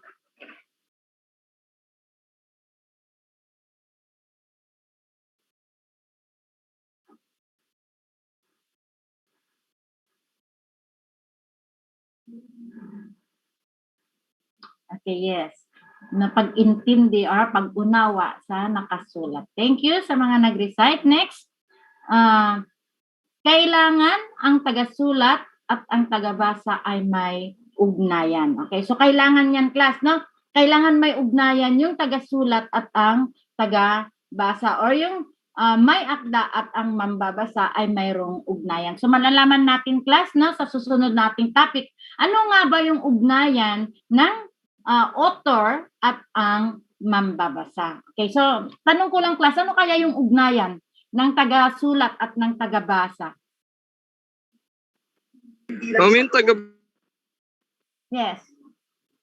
Anybody from the class? Ano yung ugnayan nila?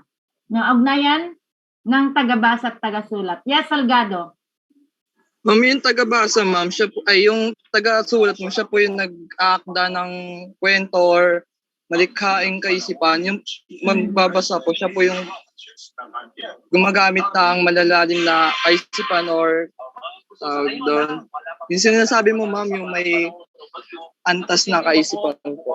Kaya, okay, mayroong mataas na kaisipan. Okay. Yes. Ano yung ugnayan? Bakit kailangan yung tagasulat at tagabasa ay may ugnayan? Ano yung ugnayan ng tagabasa at tagasulat? Tambor. Parinig po. Yes. Tambor, parang ngayon ka lang pumasok? Apo, ngayon lang po. Okay, sige, Okay yung na mga po. bagong pasok ha, magpakita ng red form or Certificate of Enrollment. Okay, go Okay. ahead, Tambor. Yung ugnayan po ng tagasulat at mambabasa, kung halimbawa po kung ako po yung isang tagasulat,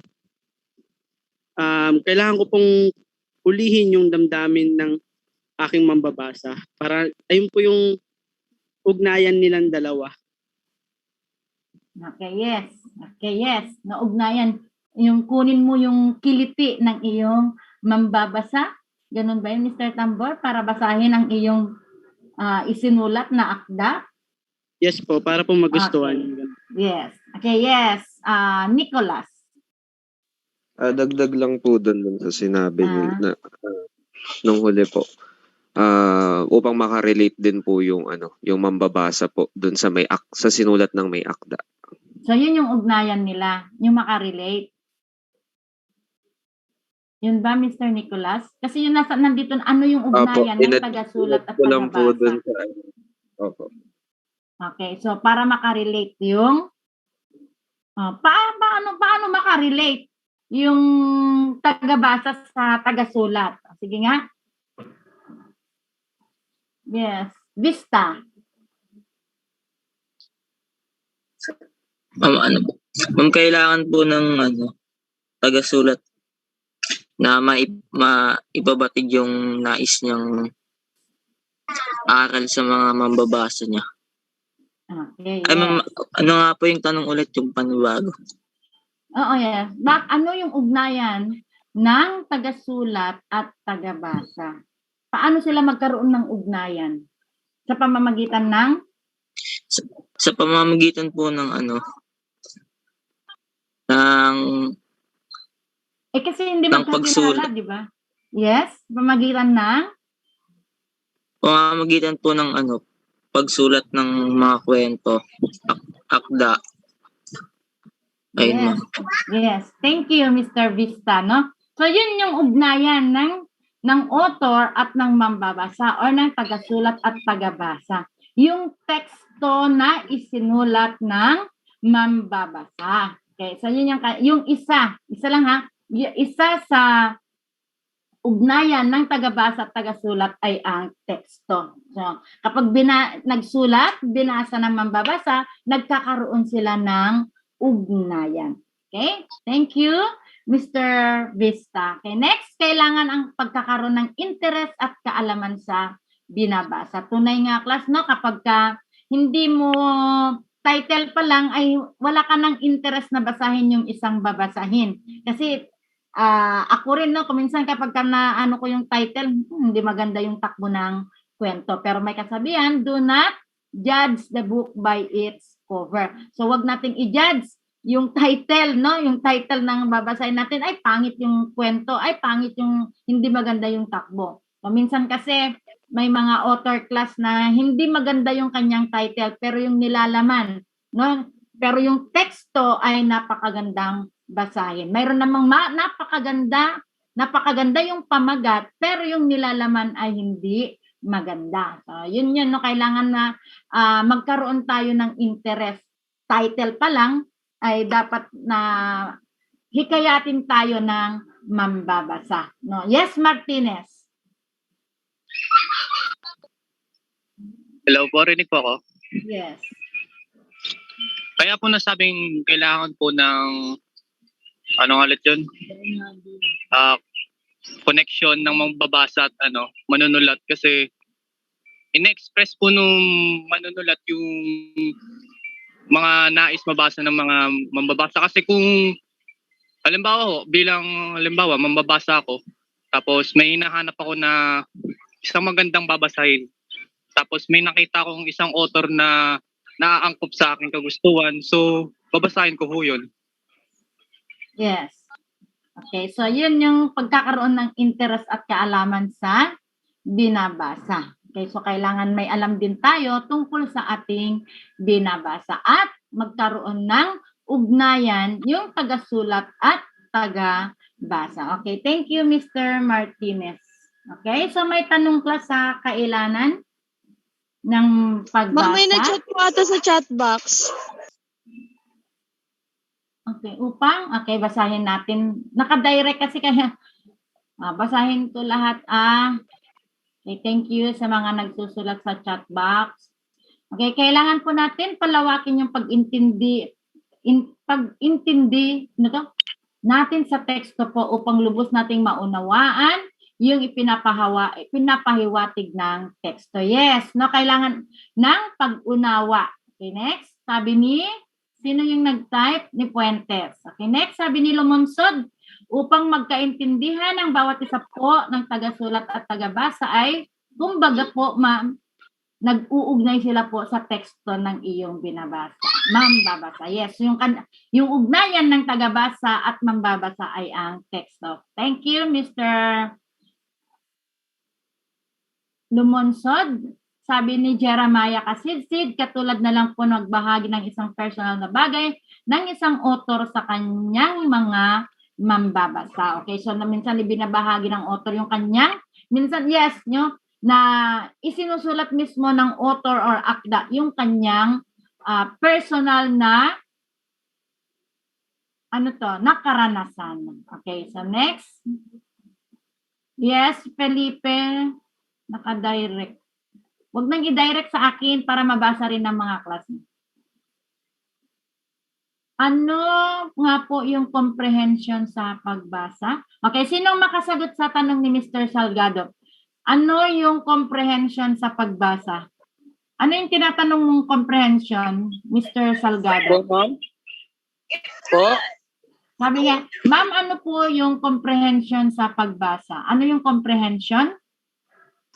Kanino? Vista?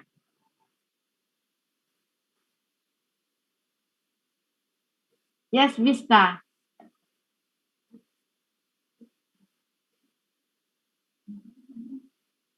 Hindi lang po natanggal yung Okay. So, hindi mo tanong ito, Salgado?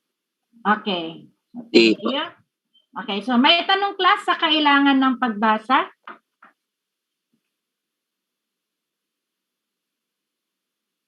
Okay. So, dako na tayo. Siguro last topic na ito, no? Kasi 7:33. Okay. Matapos, 1.5 hours lang tayo, class. So, mayroong 4 na proseso or hakbang. Kasi iba-ibang author kasi yung nagsusulat, class.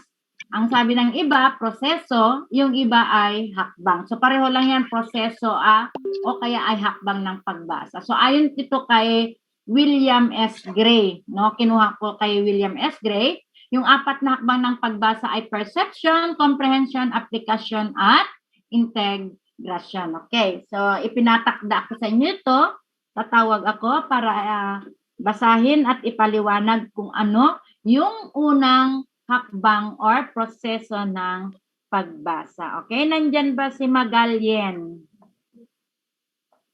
Yes po, ma'am. Okay. So, pakibasa and then paliwanag kung anong ibig sabihin ng unang hakbang ng pagbasa. Unang pagbasa, perception. Kinikilala sa hakbang na ito ang mga simbolong nakalimbag.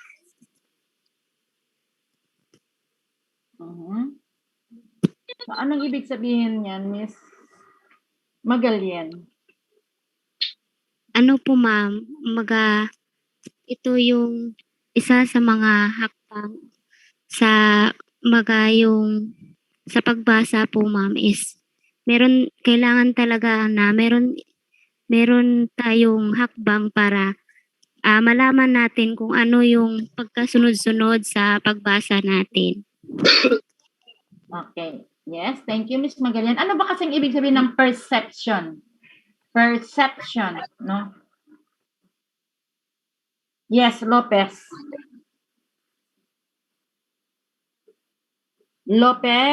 Joris.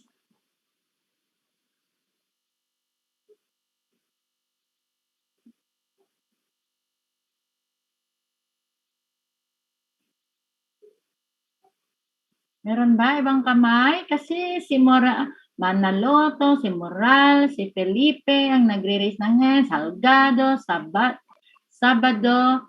Okay, Gonzales. Centennial. Ano bang ibig sabihin ng perception? Yung paraan po ng pag-iintindi po. Kung yung sa POV po, parang ganun po. Okay. Point of Pardon view. me, ano yung POP? Point of view po. Okay, POV. Okay, so sabi ko no, huwag tayong gagamit ng salitang jargon kapag hindi na iintindihan. Okay, so kapag gumamit ka, siyempre ilagay mo kung anong kahulugan. Okay? So point of view. Ano ang yung point of view or POV, Mr. Gonzales, dun sa unang hakbang ng pagbasa which is perception? Opo. Ayun po yung pagkakaintindi ko.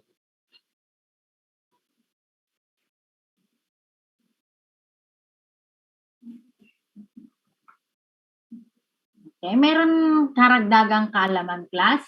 Babiera.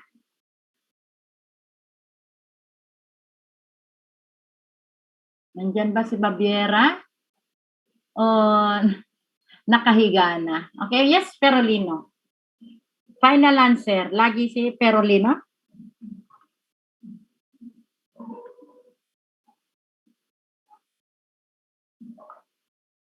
Nandyan ba? Narinig mo ako?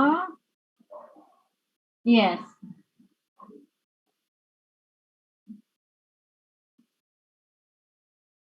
Okay. Kaya tinawag na perception. Yes, si Vasquez.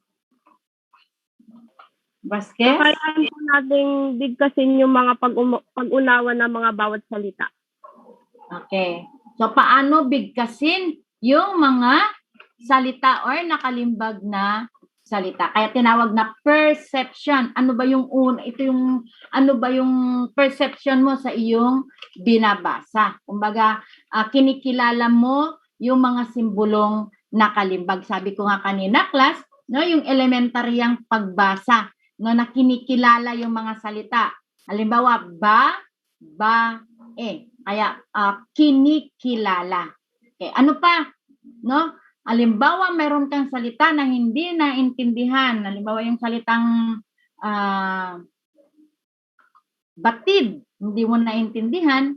So, alamin mo kung ano ang ibig sabihin or kilalanin mo kung ano ang ibig sabihin ng salitang batid para malalo mong maintindihan at maunawaan ang iyong binabasa. Okay, sinabi kinikilala sa hakbang na ito ang mga simbolong nakalimbag. Okay, so literal, no, na pag-unawa. Dahil kikilalanin mo yung mga simbolo or mga letra or mga salita na hindi mo maintindihan at maunawaan. Siyempre, pag malalim ito, tignan mo si dictionary. Okay? Number 2, comprehension. So inuunawa ang mga kaisipang ihahatid ng mga nakalimbag na simbolo. Okay? Pakipaliwanag nga, Tortugo. Okay, bigyan muna natin ng pagkakataon si Tortugo bago si Nicolas. Okay, Tortugo. Okay. Wala si Tortugo. Okay, Nicolas, then sunod si Vasquez. Pagkakaintindi po, ma'am, sa ideyang nakaloob sa ating binabasa po. Papakiulit, Mr. Nicolas. Pagkakaintindi po, ma'am, sa isang ideya po na nakapaloob sa isang binabasa po natin. Okay, kaya tinawag na comprehension kung paano natin iniintindi o naintindihan yung nakapaloob sa isang teksto. Okay, yes, Miss? Sino yung sinabi ko kaninang susunod? Ocampo ba or Vasquez? Vasquez po. Okay, yes, Miss Vasquez. Kakayahan po nitong maunawaan yung nilalaman ng teksto sa pamamagitan Yes. po ng konsepto po. Okay, so kakayahang unawain ang mga nakalimbag or mga nakalimbag na simbolo or kaisipan. No? So sa inuunawa, iniintindi, ano pa? Ano pa yung ibang mga termino lang? Inuunawa, iniintindi?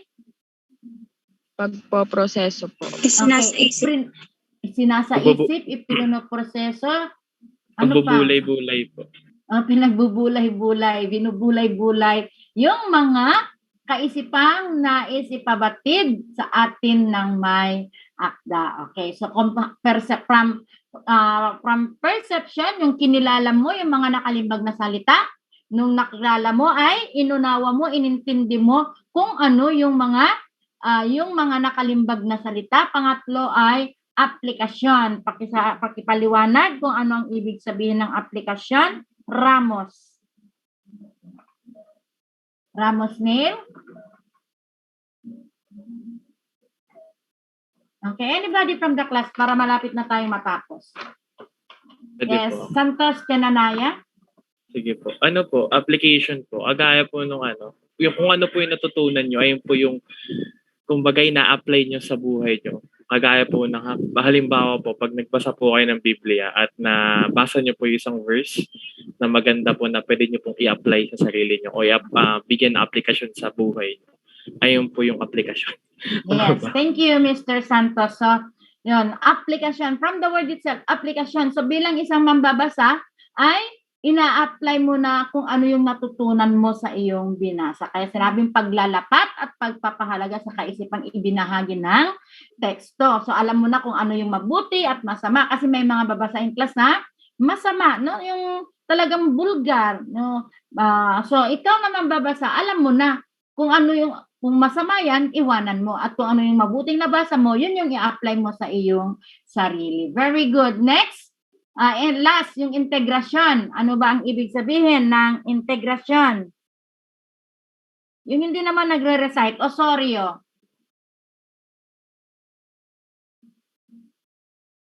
Osorio?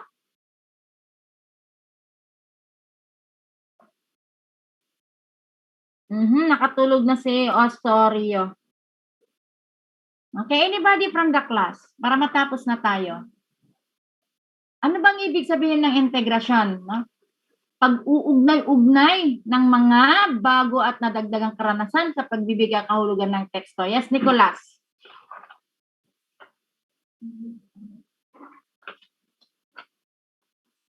Nicolas?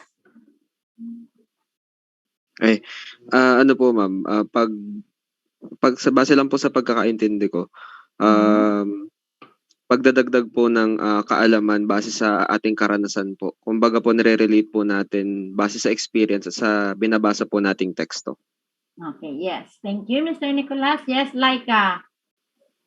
Sunod si Ariola, sunod si Puentes. Kakayahang mayaan ko sa buhay ng mambabasa yung kung ano mang konseptong naunawaan upang maging mahalaga, ma'am. Sa kanyang karanasan. Okay, so sa pang-araw-araw. Sa pang-araw? Araw. Okay, thank you. Next. Sino yan? Si Ariola? Next. Opo, ma'am. Ano po, ma'am, base po sa akin lang po, kumbaga pinag-ugnay-ugnay o pinagsasama-sama yung mga bago at nagdaang karanasan para mabigyan ng kahulugan at mas mapalawak yung kaisipan tungkol dun sa teksto na binasa. Yes, thank you. Okay, sorry ha, si Ariola yung na-record ko kanina. Sino yung unang nag-recite? Ocampo pala. Okay, yes, thank you. Okay, and then last, sino yung sinabi ko? Si Felipe?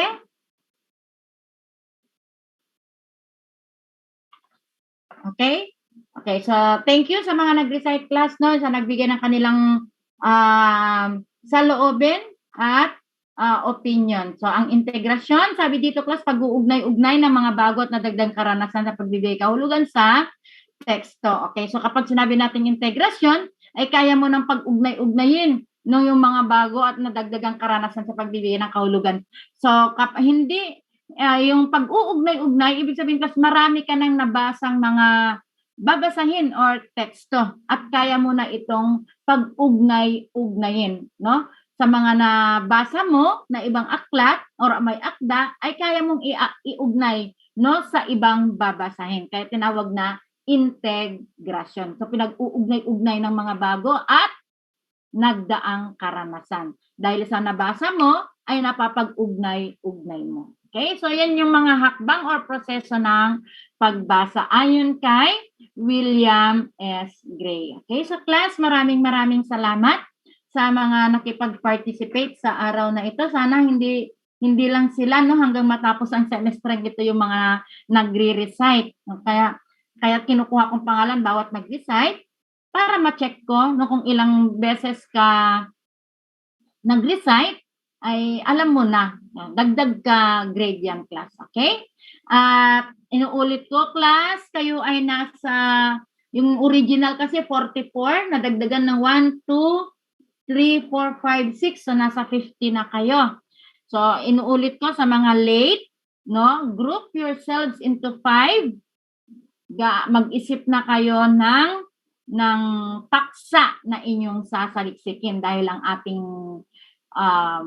asignatura ay pagbasa, pagsulat, output is pananaliksik. So, after pagbasa natin na topic class, ay itatopic natin yung pananaliksik. Habang pag natapos na natin yung class ay magsimula na kayong mag-research habang tinatalakay natin yung ibang paksa.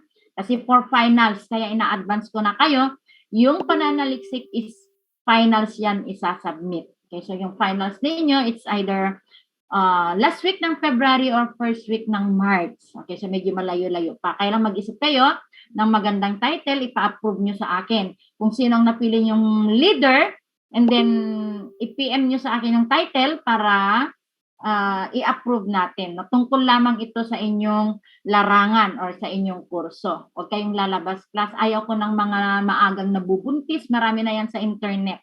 No, yung mga bagong title, yun yung inyong sasaliksikin. Okay? So, may tanong class? Ma'am, may tanong lang po ako. Yes. Paano po yung sa groupings po? Just your own member na lang. No? Kasi mahirap akong mamili, baka hindi kayo at isa isa't isa. At least kapag kayo, alam ko may magkakaibigan dyan. Okay? Wala, na-mute tuloy po. Bago naman, at least magkaroon kayo ng panibagong kaibigan. Paampon daw.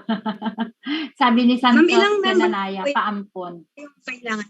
Yes, Ariola. Ilang members po? 5. So, pang-5 yung leader. Siyempre, chapter 1, chapter 2, 3, 4, 5. 50 na kayo, so eksakto 5 each member. Kapag may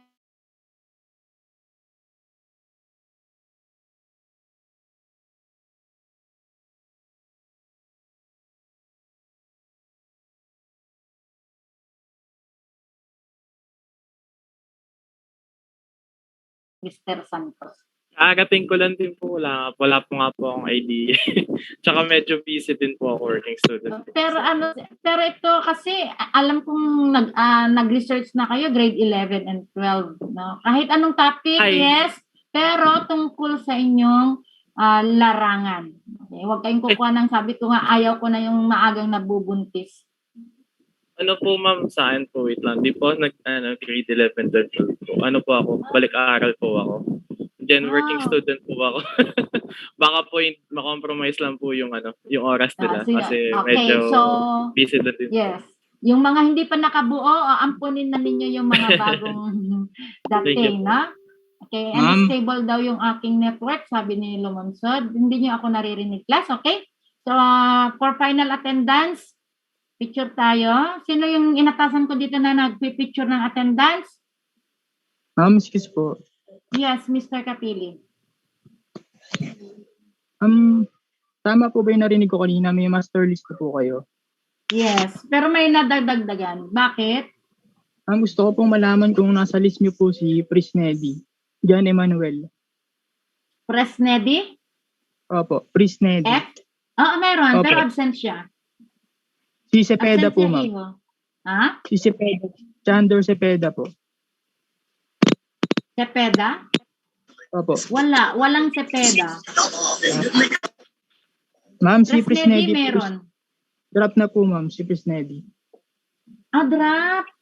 Opo, ma'am. Why? Nagtatrabaho na daw po siya. Panggabi naman pwede. Naku, sinayang niya yung pagkakataon. Hirap na pumasok class. Pag mag F2F na tayo, mas mahirap na. Grab the opportunity. Kung hindi man ito yung kursong ginusto nyo, okay lang class, i-grab lang ninyo. Pwede kayo naman mag-shift, no? After a year. Learn to love your course. Diyan ka iniligay ng Diyos. Kaya tanggapin mo yung ibinigay ng Diyos sa'yo at diyan kanya pagpapalain. Okay? Sino yung inatasan ko dito na kukuha ng picture? Miss Moral, anong ginagamit mo? Sige nga. Open na lang your cam. Wala po ang camera. Walang camera. Okay, slide 1. Ready? Pakitingin yung mga magaganda at gwapong mga pagmumukha ng aking DSCS. Ang cute. Okay. Faster, a minute lang plus seconds para matapos na tayo. Sinang gumagamit ng laptop? Si Vista, si Gonzales. Okay, lahat naka-cellphone, si Vista at Gonzales. Gonzales, pwede bang ikaw ang atasan kung kukuha ng picture, anak, tuwing meetings natin? Okay lang po. Okay, ikaw nang kukuha ngayon? Okay lang po. Okay, sige, thank you. Ikaw nang kukuha ngayon, anak. Sabihin mo naman, smile. Okay, slide 1 daw. 1, 2, 3. Ito yung una. Okay. Doon na po sa pangalawang ano. Slide 2. 1, 2. Ay, wait lang po pala.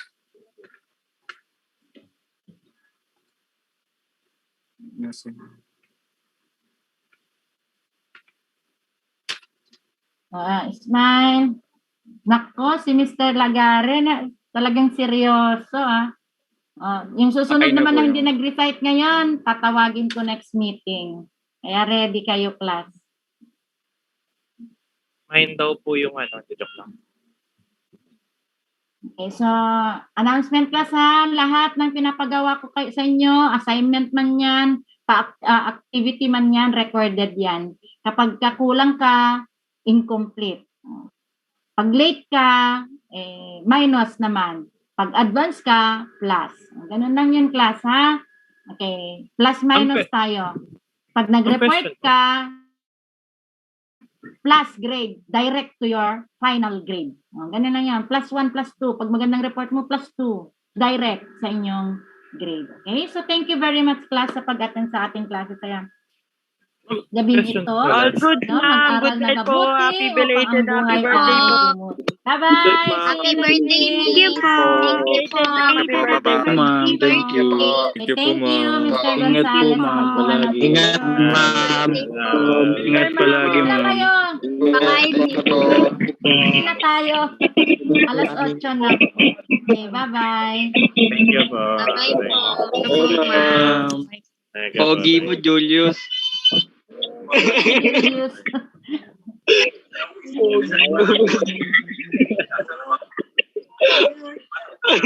Sabi na, Salgado ha?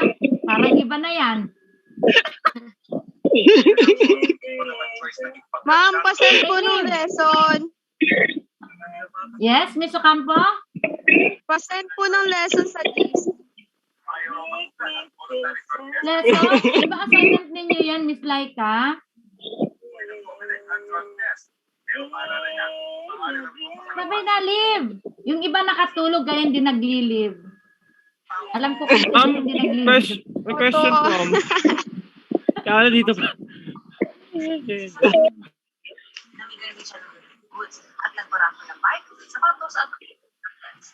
Yes. Carolino. Ma'am, Kasi pag i-session ko, di ba pag mag-test tayo, madaling magkopyahan yan. Kasi hindi naman ako kumukuha, anak, kapag ka anang test na hindi ko kuha sa hindi ko tinapik.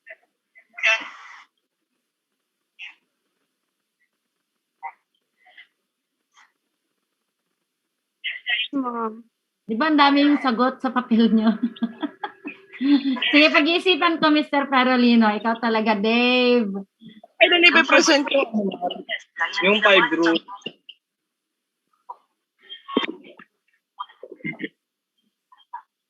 Hindi, 6 lang yung luma dito, ha? Sige, bye-bye na. Bye. Pogi talaga ni Julius. Bye. Thank you po. Bye, ma'am. Thank you po. Bye-bye Give po. na. Bye-bye. Yung mga